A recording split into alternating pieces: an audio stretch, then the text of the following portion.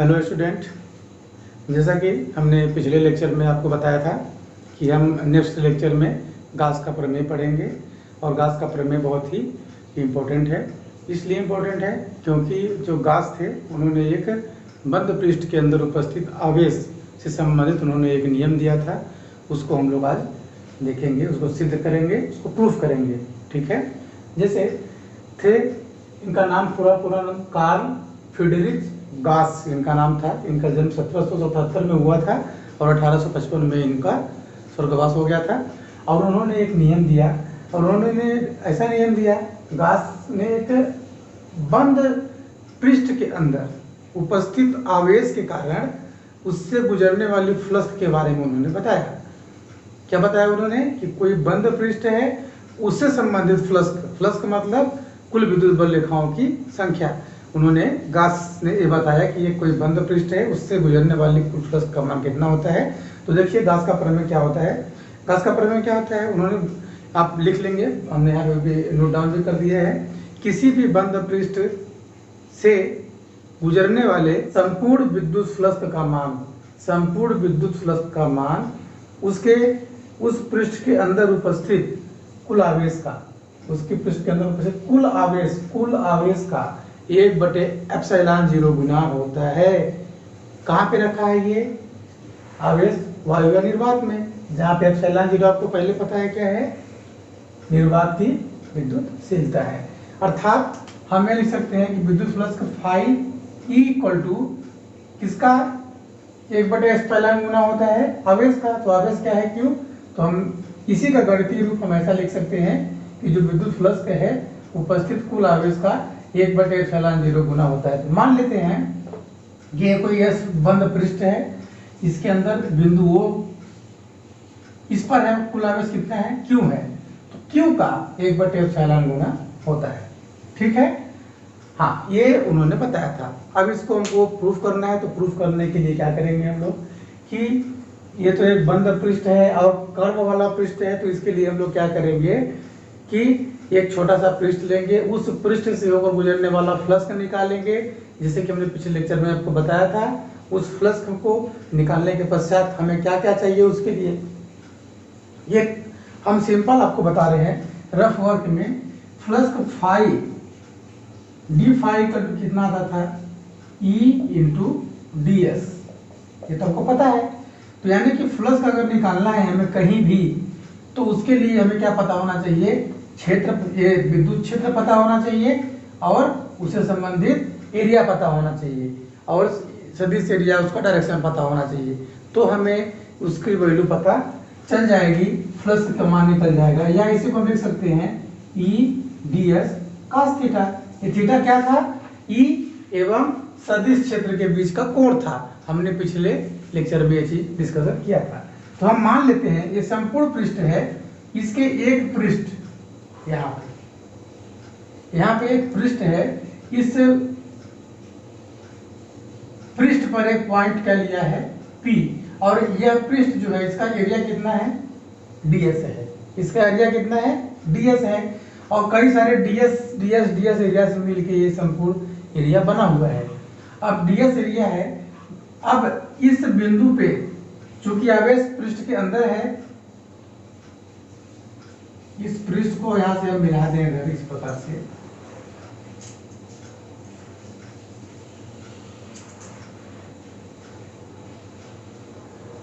तो plus Q आवेश जब यहाँ पे रखा हुआ है, Q है मतलब प्लस Q आवेश है। R दूरी पे हमने क्या लिया, माना एक P बिंदु लिया है, एक पृष्ठ लिया है ds, जिस पर स्थित बिंदु क्या है, P है।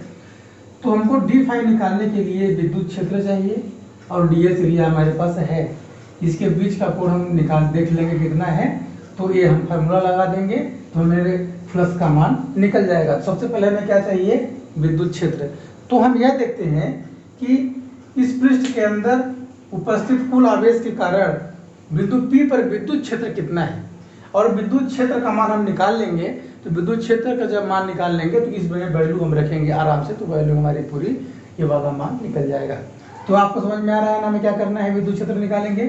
तो मान लेते हैं कि बिंदु O से R दूरी पे एक बिंदु P है, जहां पे विद्युत क्षेत्र, इसकी दिशा किधर होगी, मान लेते हैं कि इधर की ओर विद्युत क्षेत्र की दिशा है ई, ठीक है। और इस ds जो है इसका क्षेत्र किधर है, सदिश क्षेत्र किधर है, ये है आपका सदिश क्षेत्र। इनके बीच का एंगल कितना है, थीटा है। अगर इस पृष्ठ को हम ऐसे मिला दें और इस पृष्ठ को इस प्रकार से मिला दें, तो ये जो एंगल होगा ये क्या होगा, ये घन कोण होगा, क्योंकि बॉडी पूरी तरह पैक है तो चारों तरफ से जो एंगल बनेगा इसे क्या बोलेंगे हम लोग, घन कोण। मान लेते हैं ये जो है इसका एंगल है डी ओमेगा। क्यों डी ओमेगा ले रहे हैं, क्योंकि डीएस पृष्ठ के कारण इस पे बना कोण है ये, जो कि मैंने इसके पहले वाले लेक्चर में आपको बताया था। कोण और घन कोण के बारे में बहुत अच्छे से हमने आपको समझाया था। उसको जो बच्चे उसको नहीं देखे वो पिछले वाले लेक्चर में जाके इसको देख सकते हैं, ठीक है। इसको आप लिखिए। अब क्या लिख सकते हैं इसमें, हम लोग क्या लिख सकते हैं इसको, इसकी उत्पत्ति हम लोग करेंगे यार।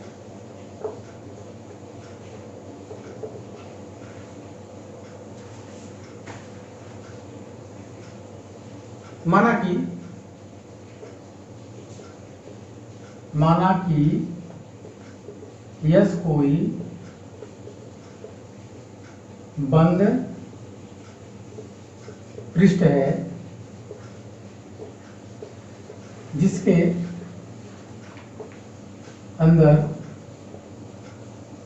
बिंदु O पर प्लस Q आवेश या Q आवेश रखा है, जिससे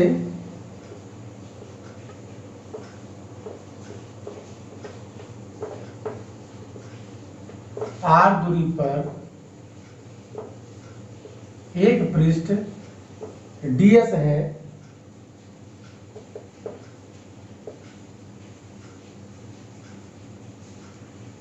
जिसे R दूरी पर एक पृष्ठ ds है जिस पर बिंदु P स्थित है। तब बिंदु P पर विद्युत क्षेत्र E इक्वल टू कितना हो जाएगा, 1/4πε0 Q/r²। ये तो आप जानते हैं। दिशा क्या है इसकी, लिख सकते हैं दिशा O से P की ओर। इसको हमने मान लिया समीकरण 1, क्योंकि हम ये जानते हैं कि बिंदु आवेश के कारण किसी बिंदु पर विद्युत क्षेत्र की तीव्रता कितनी आती थी, 1/4πε0 Q/r²। ये हमने यहाँ पे लिख लिया, ठीक है। इसके बाद माना क्षेत्रफल ds व E के बीच बना कोण थीटा है, तब ds क्षेत्रफल से होकर गुजरने वाला कुल फ्लक्स क्या होगा, कुल फ्लक्स किससे, ds से गुजरने वाला कुल फ्लक्स का मान हो जाएगा कितना, d phi E equal to कितना हो जाएगा बताइए, E ds cos थीटा। इतना ही होता है ना। इसको हमने मान लिया इक्वेशन नंबर सेकेंड। अब इक्वेशन फर्स्ट एवं इक्वेशन सेकेंड, समीकरण 1 से E का मान समीकरण 2 में रखने पर, तो यहाँ पे लिख लीजिए समीकरण 1 व 2 से हम लिख सकते हैं डायरेक्ट। तो समीकरण 1 और 2 से क्या हो जाएगा, d phi E equal to, E की वैल्यू यहाँ से उठा के यहाँ पे रखिए तो हो जाएगा 1/4πε0 Q/r² और ds cos थीटा, ठीक है। इसमें देखिए Q भी कांस्टेंट है, 1/4πε0 भी कांस्टेंट है, बचेगा क्या, इसको हम ऐसे लिख सकते हैं, इसको मान लेते हैं समीकरण। अब ये जो समीकरण 3 आया, ये समीकरण 3 किसके कारण फ्लक्स का निकला है, इस छोटे से क्षेत्रफल से कितनी बल रेखाएं निकल रही हैं, कितना फ्लक्स है, उसका मान हमने इस समीकरण से मिल गया। अब हमें अगर संपूर्ण एरिया से निकालना है, यहाँ निकालेंगे हम लोग। अतः संपूर्ण क्षेत्रफल यस से गुजरने वाला संपूर्ण विद्युत फ्लक्स। संपूर्ण क्या हो जाएगा? संपूर्ण के लिए हम लोग समाकलन लगाते हैं क्लोज्ड बॉडी, आपको याद होगा कल मैंने बताया था ये समाकलन डी फाई ई, दोनों साइड में समाकलन कर देंगे अगर तो पूरे के लिए आ जाएगा, इसीलिए हम इसका समाकलन कर रहे हैं। तो क्लोज्ड बॉडी समाकलन, क्लोज्ड बॉडी मतलब बंद पृष्ठ का समाकलन पूरे बॉडी के लिए आ जाएगा, ये तो हो जाएगा 1/4 pi epsilon naught q upon r square और डी एस कॉस थीटा। बाकी हम यहाँ पे लगा रहे हैं, इसकी वैल्यू हो जाएगा डी फाई सबकी वैल्यू जब निकालेंगे हम लोग तो हो जाएगा फाई, तो हो जाएगा यहाँ पे फाई ई इक्वल टू, इसमें Q upon 1/4 pi epsilon not बाहर आ जाएगा क्योंकि ये कांस्टेंट है, बचेगा क्या अंदर? D s cos theta upon r square, d s cos theta upon r square. ठीक है स्टूडेंट, ये आपको मिल जाएगा। इसके बाद अब इसकी वैल्यू क्या होती है आपको इसको देख के समझ में आ गया होगा, हमने इसकी वैल्यू को प्रूफ कराया था कल, यानी कि यहाँ पे लिखेंगे हम लोग, चूंकि integration of d s cos theta upon r square क्या है, ये का मान ओमेगा है।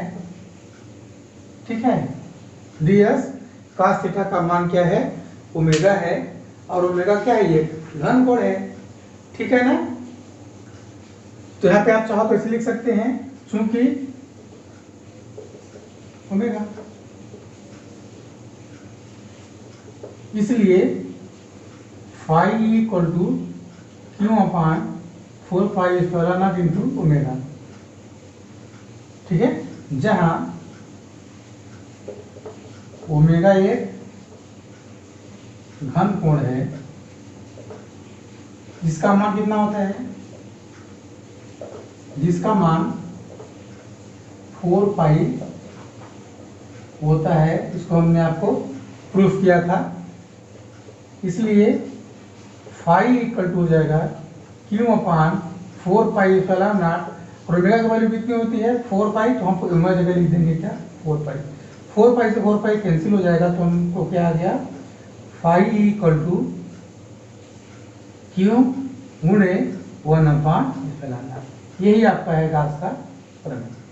ठीक है स्टूडेंट्स, और ये बहुत इजी है, इसको आप पूरा नोट कर लेंगे, अगर आप चाहें तो इसका स्क्रीनशॉट भी ले सकते हैं, एकदम ऐसे आपको बना देना है, यहाँ पे लिख देंगे गाउस का प्रमेय जब बिंदु कहाँ है?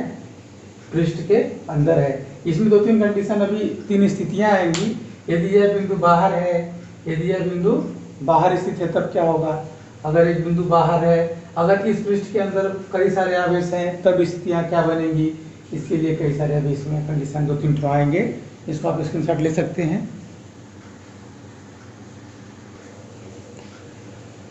अब हम लोग देखते हैं कुछ विशेष स्थितियां हैं, कुछ विशेष स्थिति से संबंधित यह है कि जैसे हमने यहाँ पे देखा, यदि ये आवेश बंद पृष्ठ के अंदर उपस्थित है तो इसका जो टोटल विद्युत फ्लक्स होता है वो होता है phi equal to q into one by epsilon 0 गुना। ठीक है, अब हम देखते हैं कि ये जो बिंदु है, ये बिंदु यदि इस मतलब ये जो पृष्ठ है, इस पृष्ठ के अंदर एक आवेश से ज़्यादा कई सारे आवेश अगर उपस्थित हो तो उस कंडीशन में क्या होगा, तो जैसे इन्होंने पहले ही बता दिया था, आपने गाउस के प्रमेय जब दिया था तो कुल आवेश लिखा था, तो कुल आवेश 1/एप्सिलॉन गुना होता है, यानी कि इसके अंदर यदि मान लेते हैं कि कोई पृष्ठ है, इसमें Q1, Q2, Q3, Q4 कई सारे आवेश हैं, इसके कारण जो कुल जो होगा तो कुल आवेश हमने मान लिया कितना हो जाएगा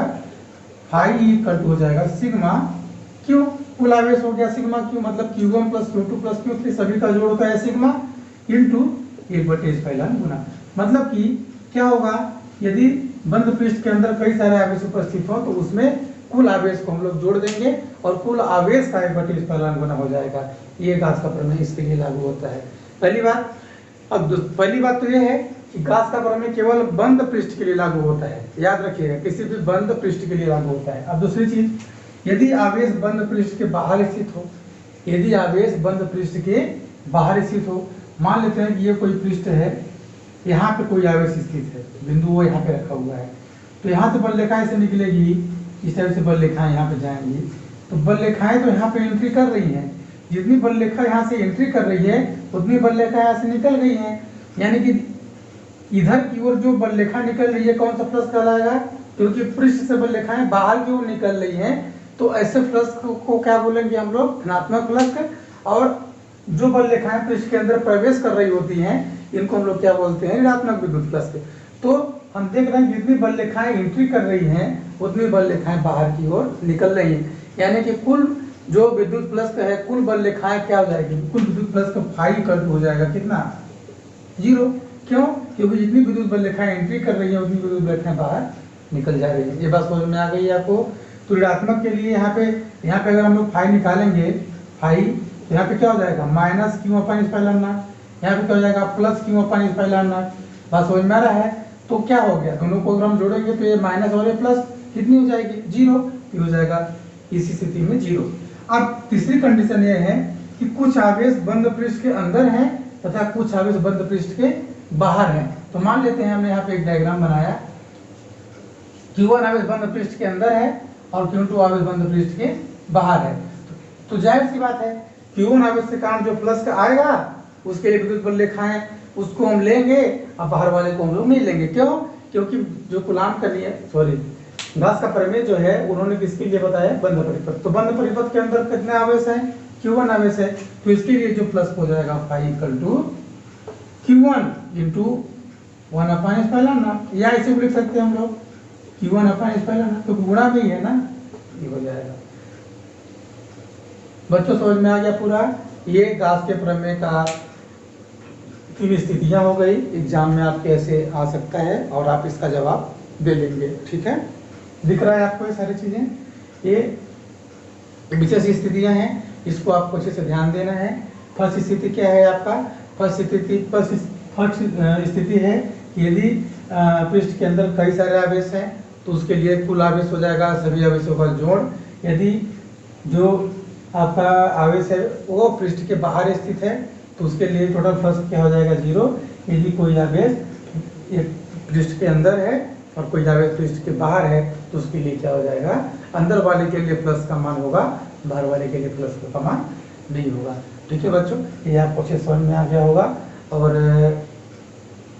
ये गाउस का प्रमेय कंप्लीट। अब बचा है गाउस के प्रमेय का अनुप्रयोग, मतलब कि इसका एप्लीकेशन मतलब कि गाउस के प्रमेय हम किस किस परिस्थितियों में लागू कर सकते हैं, उसके लिए क्या क्या होगा ये हम नेक्स्ट क्लास में देखेंगे, नेक्स्ट लेक्चर में देखेंगे। और इसके बाद ये तुम्हारा जो चैप्टर है फर्स्ट चैप्टर का विद्युत आवेश तथा क्षेत्र वाला जो चैप्टर है, पार्ट है, ये खत्म हो जाएगा। इसके बाद हम लोग सेकंड चैप्टर में जंप कर जाएंगे। ठीक है स्टूडेंट्स, अगर आपको सारा चीज ऐसे समझ में आ रहा है तो आप प्लीज हमारा चैनल सब्सक्राइब करें, लाइक करें, कमेंट करें, शेयर करें। धन्यवाद।